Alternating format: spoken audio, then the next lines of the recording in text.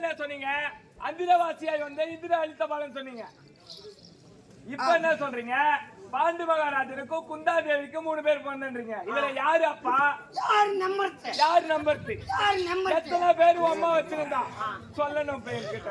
இந்த போண்டா ஏதானே விளக்கமா ஆமா சொல்லுங்க. அப்போ எங்க அம்மாவுக்கு எத்தனை பிள்ளை, எத்தனை வீட்டுக்கார்? ஆமா முழுசா சொன்னாதான் தெரியும். சொல்லுங்க. வானத்தில் தெரிவது என்ன? என்னது? நிலா. அதற்கு இன்னொரு பேரு சந்திரன். அப்பேற்பட்ட சந்திரகுல வம்சம். ஓ, அந்த சந்திரகுல வம்சத்தில் வந்த முதலாக என்னுடைய பாட்டனார் யாரு? யாரு? உனக்கு பாட்டனாரு? எனக்கு பாட்டத பொட்டி மேல உட்கார்ந்துறான். அவனா மாசிராமணி. அவனுக்கு அப்பா யாரு? பிச்சைக்காரன். அப்பேற்பட்ட மாசிராமணிக்கு பிச்சைக்கார அப்பா. ஆமா. அந்த பிச்சைக்காரனுக்கு அப்பா யாரு? அப்பா மாரிக்கு அப்பா யாரு? மாரிக்கு அப்பா தெரியல மகாராஜா. மாரிக்கு அப்பா பட்ட மாரி தாவர இரு. அவன்தான் நமக்கு தெரியும். டேய் ஓ சொம்மங்க, நான் உன்னை திமிரு பிடிச்சி இங்க விளையாட்டுக்கலாம் நான் உன்னை கேட்கல. இது எல்லாரும் தெரிஞ்சு வச்சுக்கிட்டா இது உண்மை. வீடியோ எடுக்குது. ஆமாங்க. உங்க அப்பா பேரு முருகன், உங்க தாத்தா பேரு மாசிராமணி. அவருக்கு தாத்தா பேரு என்ன சொன்னாரு? அவருக்கு இன்னொரு தாத்தா மாரி. அப்புறம் அதுக்கப்புறம் தெரியாதுங்க. தெரியாதுங்க. 3 பாட்டம் பேர் தெரியாது. ஆமா. இது முதல் கொண்டு ஒரு நோட்டு எடுத்து இல்ல ஒரு டைரி எழுதி வச்சுக்கோ. வர்க்கத்துல எத்தனை பேர் வந்தவங்க அப்படின்னு உன்னுடைய பிள்ளை, உன்னுடைய பேர பிள்ளை இவங்க எல்லாம் படிச்சு தெரிஞ்சுக்குவாங்க. சரிங்க. இது என்னைக்கு எழுதி வச்சாங்கன்னு தெரியாது. என்ன எழுதி வச்சாங்க? இந்த மகாபாரத இதிகாசத்தை எழுதியவர் வேதவியாசர் சொல்லவும் விநாயக பெருமான் எழுதி முடித்த ஸ்ரீ மகாபாரத காவியம் 60 லட்சம் செயலா எழுதி முடிச்சாரு. அதுக்கு விளக்கம் சொன்னா அது எங்கே போகும்? ஆமா. இப்ப சொல்ல வந்தது மட்டும் சொல்லி. ஆமா சொல்லுங்க. என்ன? சந்திரன். அந்த சந்திரனுக்கு புதன் பிறந்தார். புதனுக்கு புரூரன் பிறந்தார். புரூரனுக்கு ஆய்வு பிறந்தார். ஆய்வுக்கு நகுசன் பிறந்தார். நகுசனுக்கு ஏயாது பிறந்தார். ஏயாதுக்கு ஜெயஜனன் பிறந்தார். என்னங்க பின்னாடி? ஆஹா இல்லங்க, இதை வந்து சுருக்கமா நம்ம சொல்லிட்டு போறாங்க. சுருக்கமா சுருக்கமா சொன்னோம்னா இப்படி போடுங்க. எப்படி? சந்திரனுக்கு புதன் பிறந்தா. புதனுக்கு விசாயம் பிறந்தா. விசாயனுக்கு வெள்ளி பிறந்தா. வெள்ளிக்கு சனி பிறந்தா. சனிக்கு ஞாயிறு பிறந்தா. ஞாயிறுக்கு திங்க பிறந்தா. திங்க பிறந்த உடனே செவ்வாய் பிறந்தான். மறுபடியும் புதனே பிறந்தான்.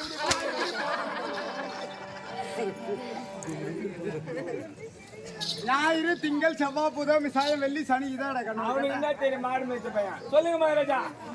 என்னுடைய தலைமுறை 33. இந்த 33 தலைமுறை இது யாரோட இருக்கு? இப்ப எல்லா கையிலும் பெரிய பெரிய செல் இருக்கு. அட்டன் டைம்ல போட்டு பாக்கலாம் யாரா இருந்தாலும். என்ன?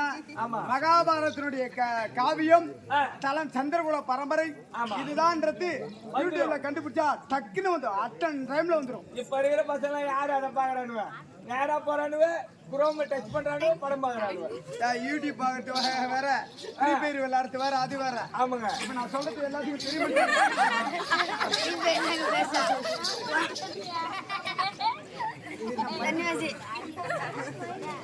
மசாலாக்கார படம் பார்த்து தேடி கொண்டிருக்கிறது. இதனால சனிவார விடத்துல வர, சபாக்காரங்க வர மாதிரி வர. ஆமா. சந்திரனுக்கு அவருடைய பிள்ளை புதன். புதனுக்கு புரூரன். புரூனுக்கு வாயு இருந்தான். வாயுக்கு நகிசன் பிறந்தான். நகிசனுக்கு ஏயாது பிறந்தான். ஏயாதுக்கு சுரேந்திரன் பிறந்தான். சுரேந்திரனுக்கு நவிசன் பிறந்தான். நவிசனுக்கு சுகேத்திரன் பிறந்தான். சுகேத்திரனுக்கு அஸ்தன் பிறந்தான். அஸ்தனுக்கு நிகமன் பிறந்தான். நிகமனுக்கு அரசன்மணி பிறந்தான்.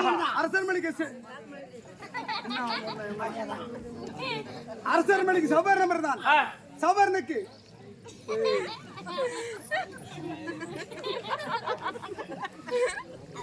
ஒன்னும் ஒழுங்கா கேட்க மாட்டேங்குது. சவர குரு பிறந்தான். குரு பிறந்தான். குருக்கு பரிசுத்து பிறந்தான். பரிசுத்துக்கு பிரதிபலம் பிறந்தான். பிரதிபலுக்கு சந்தனம் பிறந்தான். சந்தனருக்கு காங்கேயன் பிறந்தான். காங்கேயன் பிறந்தான். ஆப்பேர்விட காங்கேயன் ஆறு என் பாட்டனாரா வழிவருடைய பீஷ்மாச்சாரி. ஓஹோ புரியுதா? ஆப்பேர்விட பீஷ்மாச்சாரி சந்தன மகாராஜனுக்கும் பகிரது என்று சொல்லும்படியான கங்கைக்கும் பிறந்தவர் என் பாட்டன் பீஷ்மாச்சாரி. பீஷ்மாச்சாரி புரிகிறதா? பீஷ்மன் தரித்தபடியால் பீஷ்மாச்சாரி என்று பெயர் வந்தது. ஆப்பேர்விட பீஷ்மர் ஆகப்பட்ட பிறந்த பிறகு 16 வயது நடந்த பிறகு சந்தன மகாராஜன் அதற்கும்படியான பரிமள கண்டியை மறுபடியும் திருமணம் செய்தார். அவருக்கு பிறந்தவர் சித்திராங்கதன் விசித்திர வீரன் என்று சொல்லும்படியான 2 பிள்ளைகளை பெற்றார். 2 பிள்ளைகள். ஆமாம். 2 பிள்ளைகளை பெற்ற பிறகு அது இருக்கும்படியான ஆகாயத்தில் இருக்கும்படியான சித்திரஜாலன் ஆகப்பட்டவன் நம்முடைய பெயரை வைத்திருக்கின்றான் என்று சித்திராங்கதனை கொன்று குவித்து விட்டார். ஆமாம். அதை விசித்திரன் வைத்துக் கொண்டு காலம் கழித்து வந்தார். காசி தேசத்தை ஆண்டு வரும்படியான காசிராஜனுடைய புதல்வி அம்பாள் அம்பிகை அம்பாளிகை என்று சொல்லும்படியான 3 பெண்களை தன்னுடைய தம்பிக்கு மாலையிடும்படி செய்தார்.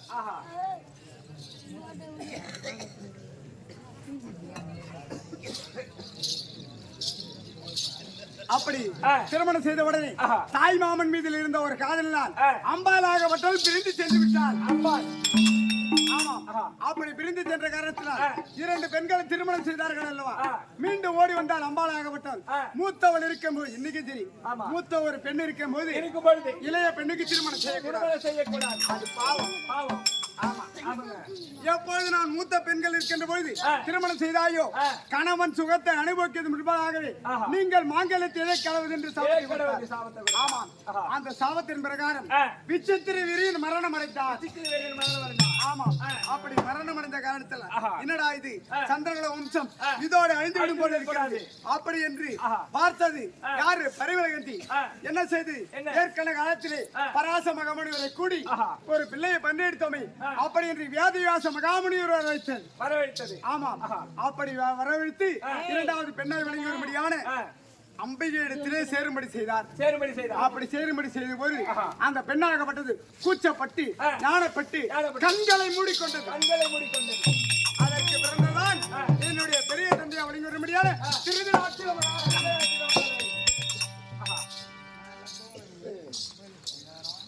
யாரு உங்க பெரியப்பா? ஆமா.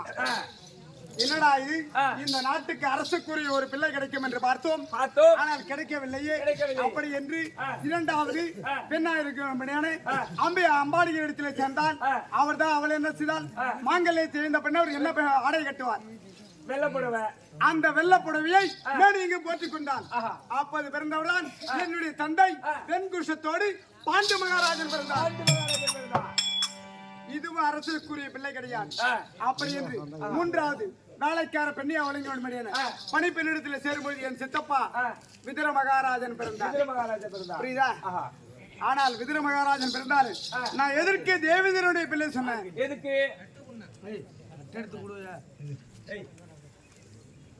பாண்டு மகாராஜனுக்கு 2 மனைமார்கள் இருந்த போதிலும் அவர்களுடைய சாபம் அமுதந்தி முனிவருடைய சாபத்தினால் எந்த பெண்களிடத்தில் ஒன்று சேர முடியாது.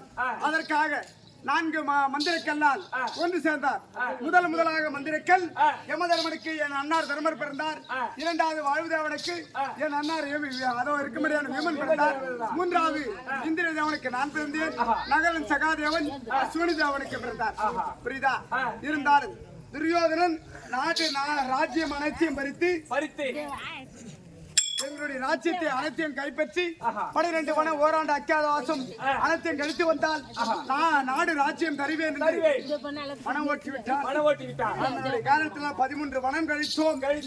மீண்டும் ஓடி வந்தோம். நாடு கேட்டான். நாடு கேட்க மறுத்தான். அந்த காலத்தினால் 18 அக்ரோனி சாணைகளை மடித்தோம். இப்போது தர்மராஜா சுக சமத்தோடு வாழ்ந்து கொண்டிருக்கு. என்ன என் அண்ணார் தர்மராஜி சுக சேமத்தோடு வாழ்ந்து கொண்டிருக்கிறார்.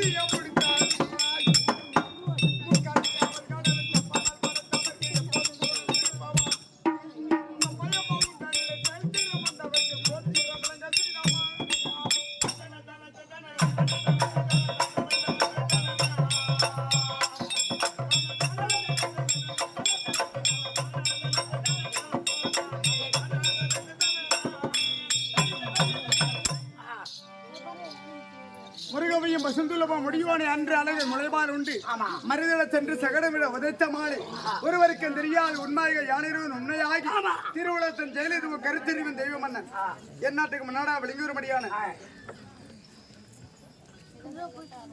கள்ளக்குறிச்சி மாவட்டத்தை சேர்ந்த பூண்டி நகரத்தில் இருக்கும்படியான ஆரோக்கிய மாமா ஏழுமலை அவர்கள் அரியனுக்காக கொடுக்கப்பட்ட ரூபாய் 101 அண்ணர் குடும்பத்திலே திருப்பதி ஏழுமலையான் வெங்கடாஜலபதி இருந்து ஒரு காணிக்க உடுக்க மறுகாணிக்க மலைபோர் வணிகர் பேசியம் 18 நாள் பாரத போர் முடிந்து எந்த ஒரு குறையும் இல்லாமல் அண்ணன் ராஜ்யத்திலே அமர்ந்திருக்கிறார் பீமா நடு அதாவது இருக்கும்படியான நிதியமைச்சராகவும் நாங்கள் போக்குவரத்து அமைச்சராகவும் அண்ணனுக்கு 4 திசைகளும் 4 தம்பைமார்களும் பாதுகாத்திருக்கிறோம். சீக்கிரம் போயிட்டு வாங்க.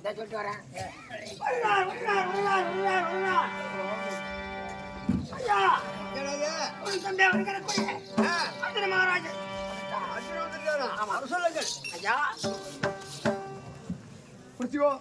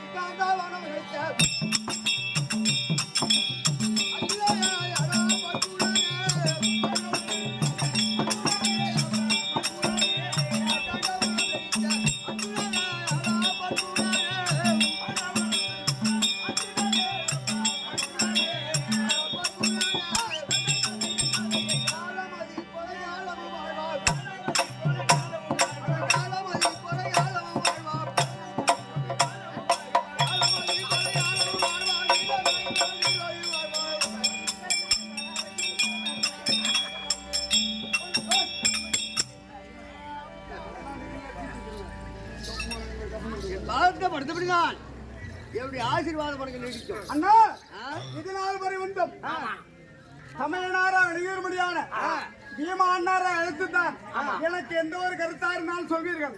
இந்த இடத்தில் தன்னன் தனிமையாக அர்ஜுனன் அழைத்து வா என்று சொன்னீர்களே அது கட்டளை என்ன? அதானா வேற ஒன்று கேட்கலையா?